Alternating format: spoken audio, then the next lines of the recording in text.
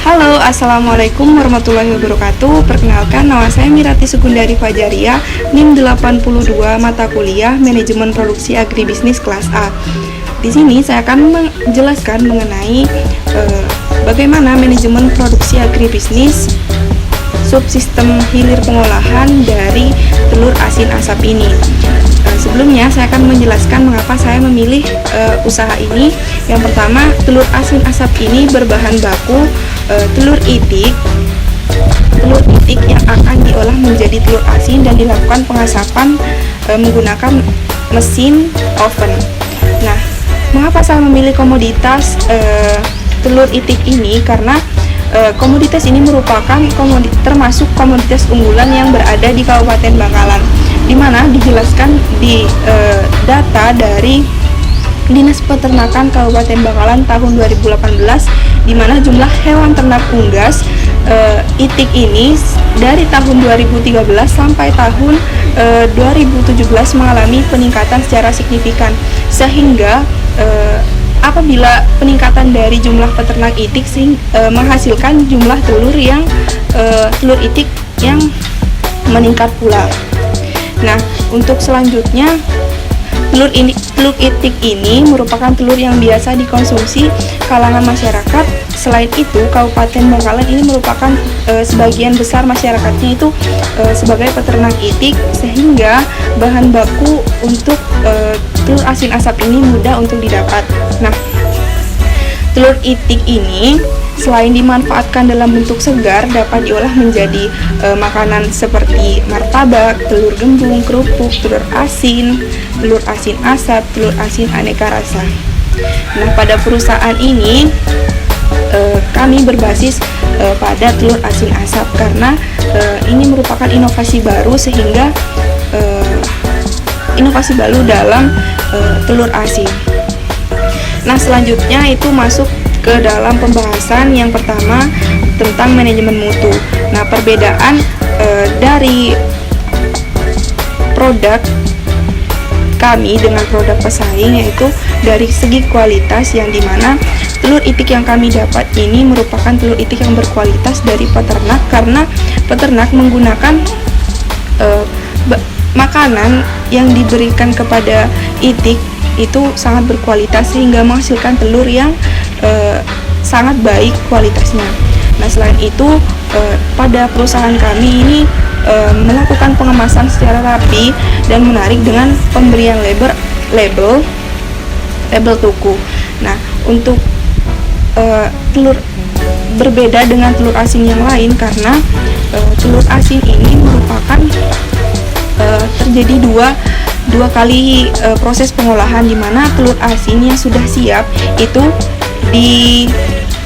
dilakukan pengasapan menggunakan oven selama 5-6 jam. Nah, proses ini mengurangi kadar air dalam telur asin, sehingga menambah masa dari umur konsumsi dari telur asin menjadi lebih lama.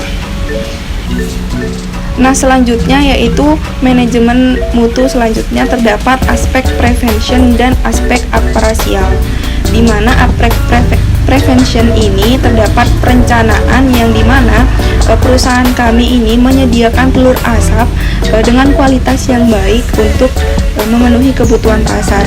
Dan selanjutnya itu terdapat desain produk, di mana pengemasan dari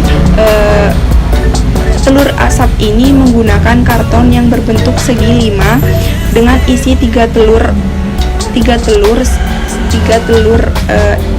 asin, sehingga terlihat rapi dan menarik dengan pemberian label tuku. Dan selanjutnya itu terdapat proses, di mana proses pengolahan telur itik ini dimulai dari penimbangan telur, melakukan sortasi dan grading, pengamplasan, pencucian, dan pemeraman telur selama 10 hari menjadi telur asin.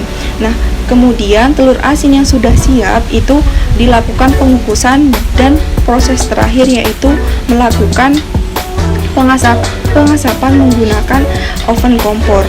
Nah, selanjutnya itu terdapat pelatihan, di mana pembuatan telur asin ini dilakukan oleh tenaga kerja sehingga diperlukan pelatihan dari pembuatan telur asin, penggunaan alat oven, asap, pengemasan, pemasaran, dan pelabelan dari produk.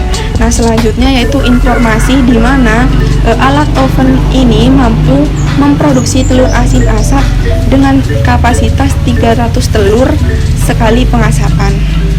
Nah, selanjutnya itu pada aspek operasial di mana satu dilakukan inspeksi dan pengujian itu satu biji telur diuji selama 6 jam dan menghasilkan pewarnaan yang sudah sesuai dari standar konsumsi. Nah, selanjutnya peralatan uji di sini tidak terdapat alat khusus melainkan menyesuaikan waktu dengan pengasapan yaitu selama 6 jam. Nah, untuk selanjutnya yaitu operator di mana orang yang tenaga kerja manusia yang memegang kendali waktu dalam proses pengasapan pengangkatan dari telur asin asap ini secara tepat waktu. Nah, pembahasan selanjutnya yaitu mengenai manajemen persediaan. Nah, perusahaan kami melakukan manajemen persediaan ini dikarenakan agar produksi ini tetap berjalan secara kontinu.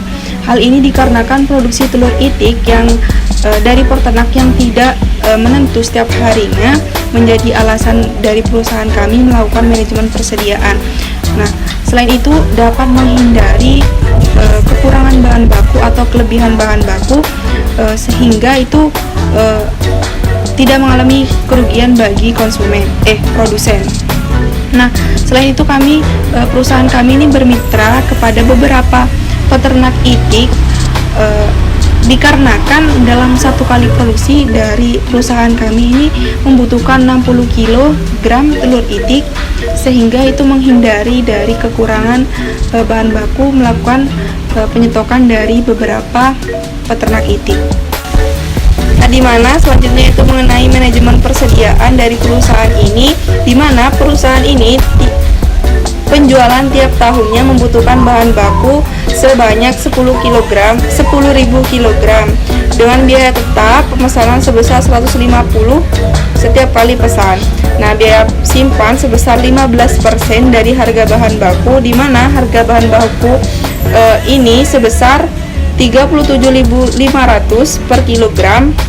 Nah, selanjutnya untuk mengetahui perhitungan dari kuantitas pesanan optimal perusahaan agar biaya persediaan mencapai titik rendah, yaitu menggunakan rumus EOQ sama dengan akar 2 kali F kali S dibagi dengan C kali P, di mana F ini merupakan biaya tetap dikalikan dengan S merupakan penjualan tahunan dibagi dengan C biaya penyimpanan dikalikan dengan harga per unit yaitu P. Nah, hasilnya EOQ dalam perusahaan ini sebesar 533 kg.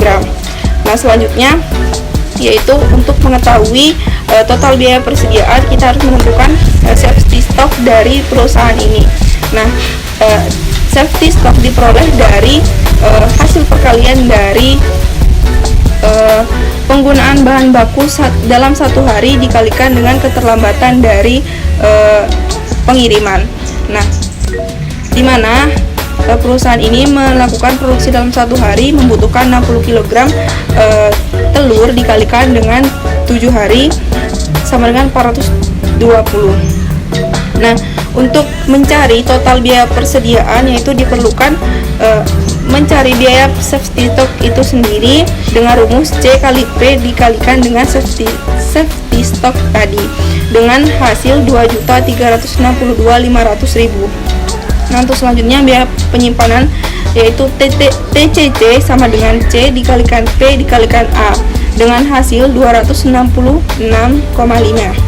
Dan selanjutnya biaya pemesanan yaitu TOC sama dengan F kali S per Q dengan hasil 2.814. Nah, karena sudah diperoleh biaya safety stock, biaya penyimpanan, dan biaya pemesanan, maka dapat diperoleh biaya total persediaan dengan penjumlahan ketiganya sebesar 2.365.580.000.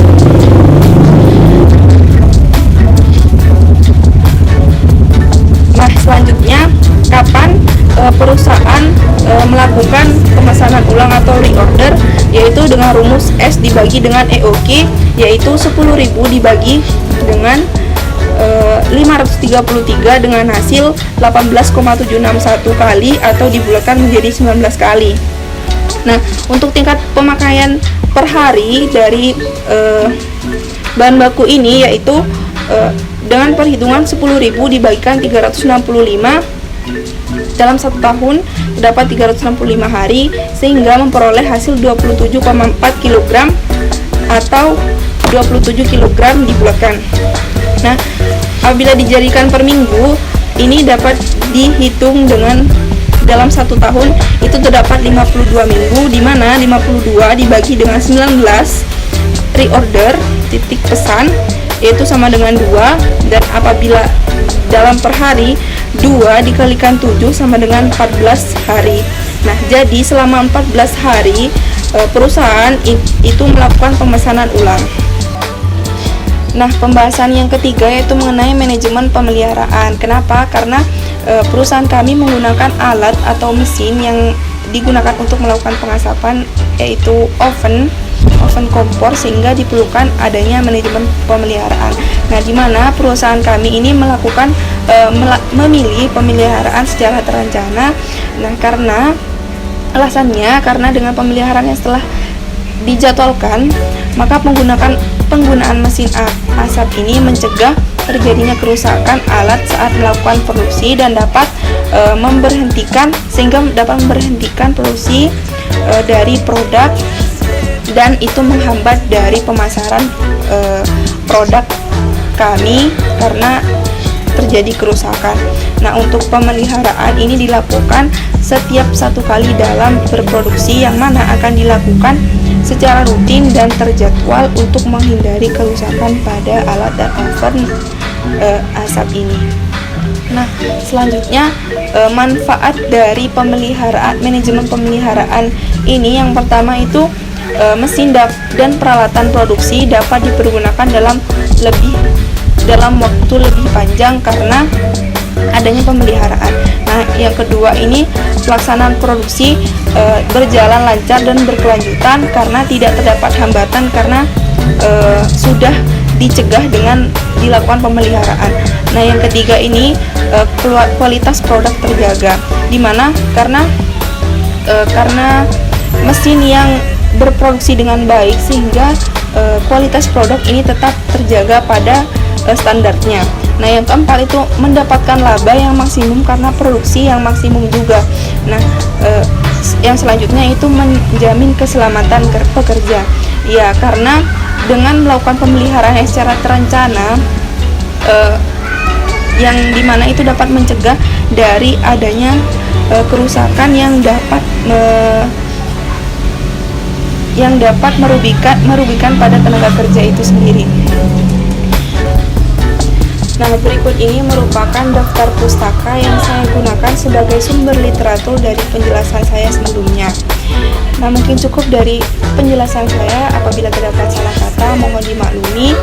Semoga video ini bermanfaat bagi kalian semua.